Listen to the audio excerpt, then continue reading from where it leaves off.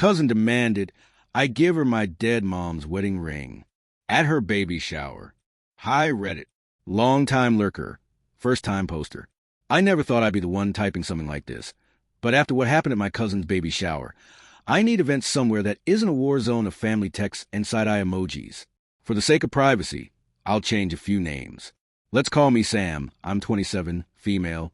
The star of this train wreck is my cousin, Emily, 29, and the villain of this story.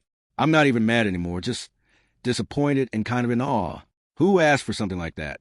No, who demands something like that? From someone they supposedly love? But I'm getting ahead of myself. To understand why this whole situation cut so deep, you need some background. Let me start with the ring.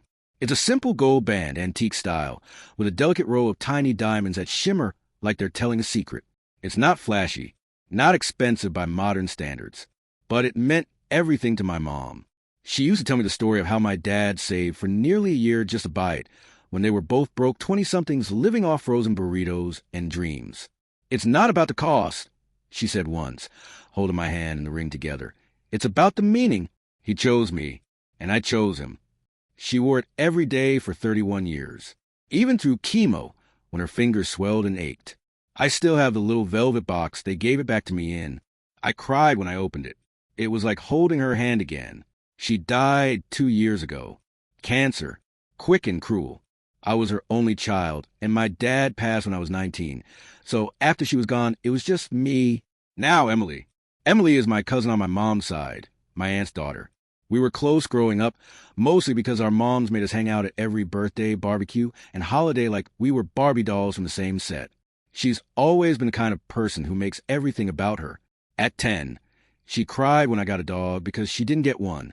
At 16, she refused to go to prom because someone else wore the same colored dress she planned to wear.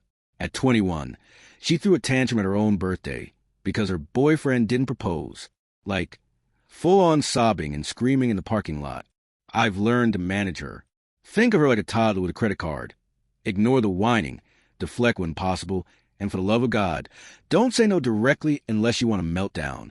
Unfortunately, this strategy only works until she thinks she's entitled to something. Then it's like flipping a switch. She got married last year to a guy named Derek. He's fine, like a beige wall. Nothing exciting, but not actively awful. They weren't even dating that long, maybe a year and a half. But she got pregnant 3 months into their marriage and immediately went full Pinterest mode planning her gender-neutral but still luxury baby shower. I didn't plan to go at first. I don't really do well at big events since Mom passed, and I live 2 hours away. But she guilt-tripped me hard. I'm your family, she said over the phone.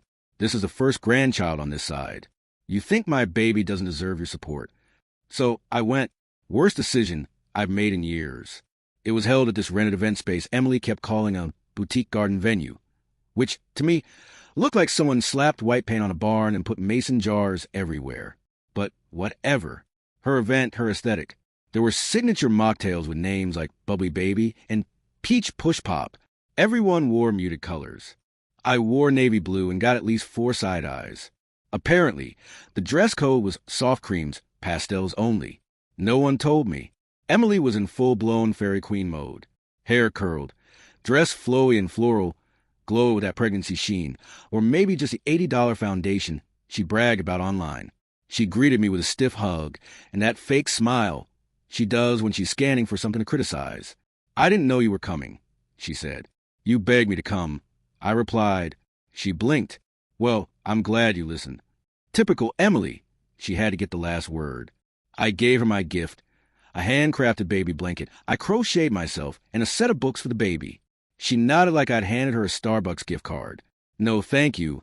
No, this is beautiful. Just a nod and a swipe as she moved on to the next guest. Whatever. I didn't come for praise. I came to avoid a guilt trip. About 2 hours in, the drama began.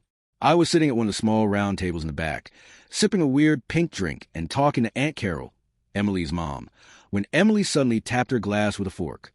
Everyone turned. Hi, everyone, she chirped too loudly. I just want to say thank you for coming. Baby and I are feeling so loved and spoiled. Polite claps. I kept sipping. Then came the weird part. There's one more thing I want to share. It's really special to me, she continued, her voice softening. As you all know, I've always admired my Aunt Laura, my mom, and how strong and elegant she was. And I want to carry a piece of that strength into motherhood. I froze. I didn't like where this was going. Emily smiled wider. That's why I asked Sam if I could have her wedding ring, Aunt Laura's ring, to wear during labor, as a symbol of love and strength. Isn't that beautiful? People gasped.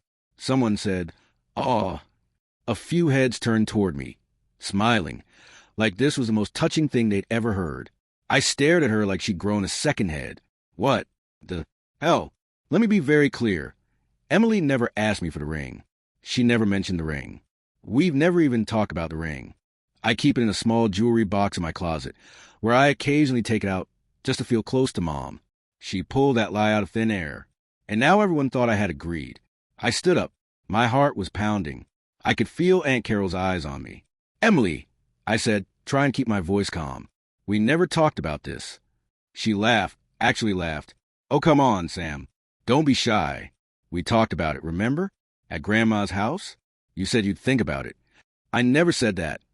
I replied, "We've never talked about it. Ever." Now the room was silent. Emily's smile faltered.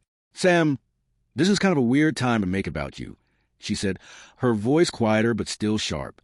"You always hoard things. You kept the ring in a box for 2 years. Don't you think Mom, your mom, would want it to be used for something beautiful?" I couldn't believe what I was hearing. "Are you seriously trying to guilt me into giving you my dead mother's wedding ring?" I asked. She looked around the room. "I'm just saying it would mean a lot. I want to bring her memory into this new chapter of my life. You're being kind of selfish, Sam." I wanted to scream. I wanted to cry. But most of all, I wanted to disappear. Instead, I picked up my purse, looked her dead in the eyes, and said, "You don't get to weaponize my mother's memory just because you want a shiny prop for your Instagram birth story. The answer is no. It will always be no." Then I left. The silence behind me was louder than anything. "Are you seriously trying to guilt me into giving you my dead mother's wedding ring?" I asked. She looked around the room. "I'm just saying it would mean a lot. I want to bring her memory into this new chapter of my life. You're being kind of selfish, Sam." I wanted to scream. I wanted to cry. But most of all, I wanted to disappear. Instead, I picked up my purse, looked her dead in the eyes, and said, "You don't get to weaponize my mother's memory just because you want a shiny prop for your Instagram birth story. The answer is no. It will always be no." Then I left. The silence behind me was louder than anything. Now I'm back home, still in the clothes I wore to the shower, just staring at the little box with my mom's ring in it. My phone won't stop buzzing. I haven't even checked the messages yet. I already know they're bad. I honestly can't believe she did that. I feel blindsided, humiliated, and kind of lost. Reddit, what should I do next? Do I talk to her? Confront the family? Ignore it all?